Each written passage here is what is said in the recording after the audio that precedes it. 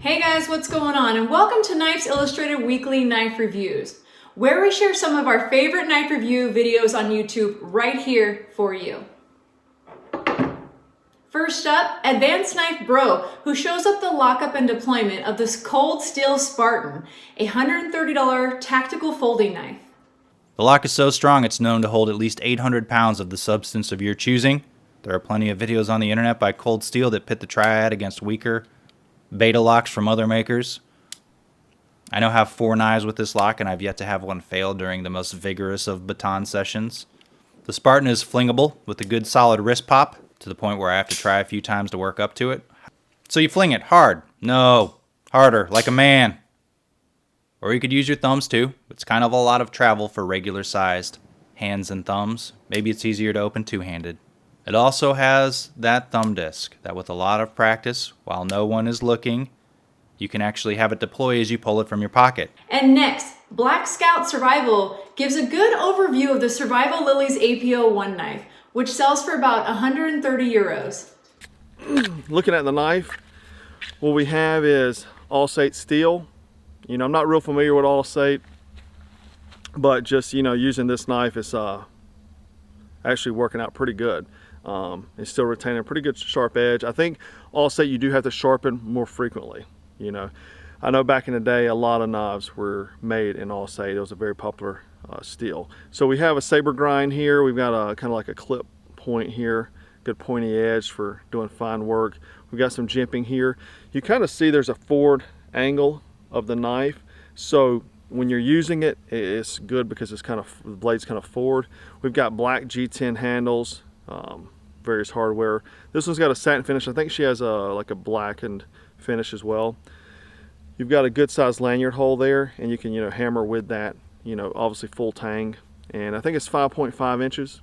Goes for about 120 bucks, but very good design. I'm very impressed. The $30 SanRenMu 611 knife may not be the best for carving, but Dave of the Humble Trekker explains why.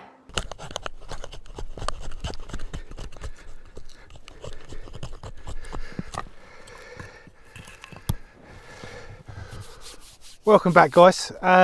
Yeah, as suspected, I think just by looking at this handle you can tell it's not going to be the most comfortable for carving. You can see how my hand fits in there. It's not the longest of handles, and it is also slim, and if you were going to do a lot of carving with this,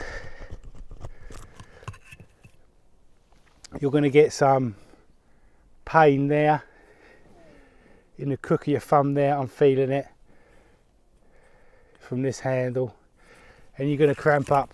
It's not a long-term carver, that's for sure. So carving comfort, I'm going to have to give it a C-, a D+. Check out the field test of the William Collins Survival Knife by Matt Mercer of the Hat Bushcraft. The $275 knife was developed to be one tool to help keep you alive in any environment. Let's just do a little light batoning work with the knife. And being a 3/16 of an inch thick piece of steel, I'm sure that it'll do a good job of wedging this wood apart.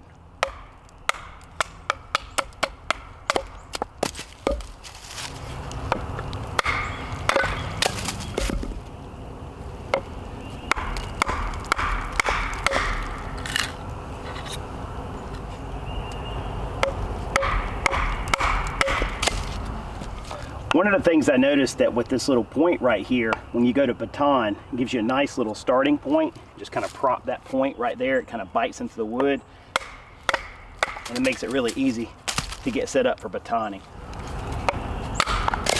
Well, that's it for this week's knife reviews. Be sure to check us out on YouTube as well as Facebook and Instagram.